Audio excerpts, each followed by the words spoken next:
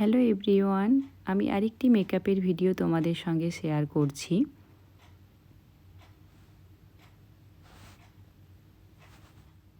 Hello সবাইকে, সবাই কেমন আছো?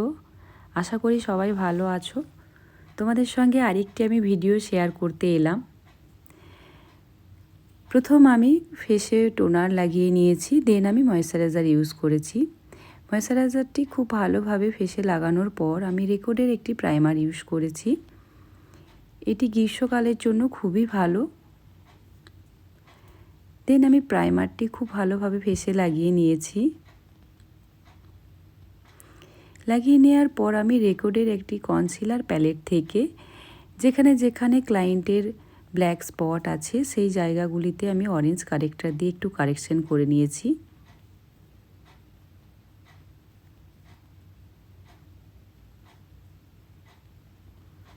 দেন আমি কারেকশনটি খুব ভালোভাবে করে নেওয়ার পর ব্লেন্ড করে নিয়েছি। দেন আমি একটি ম্যাকের ফাউন্ডেশন ইউজ করেছি এবং এই ফাউন্ডেশনটি পুরো ফেসে খুব ভালোভাবে ব্লেন্ড করেছি। ব্লেন্ড করার পর আমি হাইলাইট জোনে লাইট শেডের ফাউন্ডেশন দিয়ে হাইলাইট করে নিয়েছি। মেকআপের ক্ষেত্রে ব্লেন্ডিং মাস্ট, যত ভালো ব্লেন্ডিং হবে মেকআপ তত ফ্ললেস লাগে।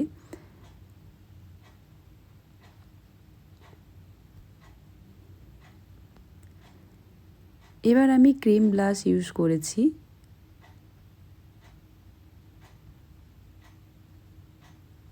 দেন আমি ম্যাকের লুজ পাউডার দিয়ে পুরো ফেসের মেকআপটিকে লক করে নিয়েছি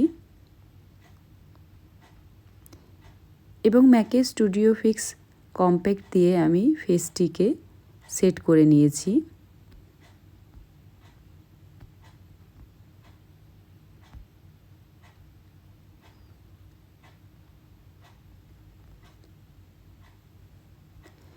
দেন আমি পাউডার কন্ট্যুর দিয়ে নোজ, চিন অ্যান্ড চিক কন্ট্যুর করে নিয়েছি এবং এরপর আমি পাউডার ব্লাশ ইউজ করেছিলাম। তারপর আমি হাইলাইট ইউজ করেছি, ওটা স্কিপ হয়ে গেছে, তোমাদের ভিডিওতে দেখানো হয়নি। দেন আমি সেটিং স্প্রে ইউজ করেছিলাম। তারপর আইব্রো কারেকশন করে নিয়ে আই মেকআপ স্টার্ট করেছি।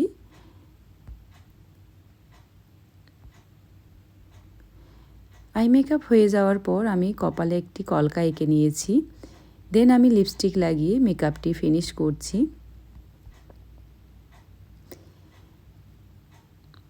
দেখো মেকআপটা কত ন্যাচারাল লাগছে।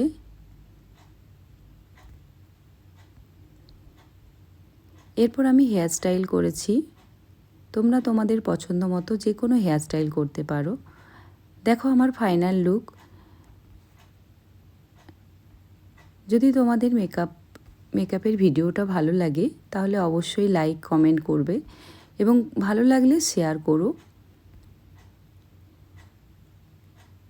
আমি খুবই সিম্পলের ওপর রেখেছি।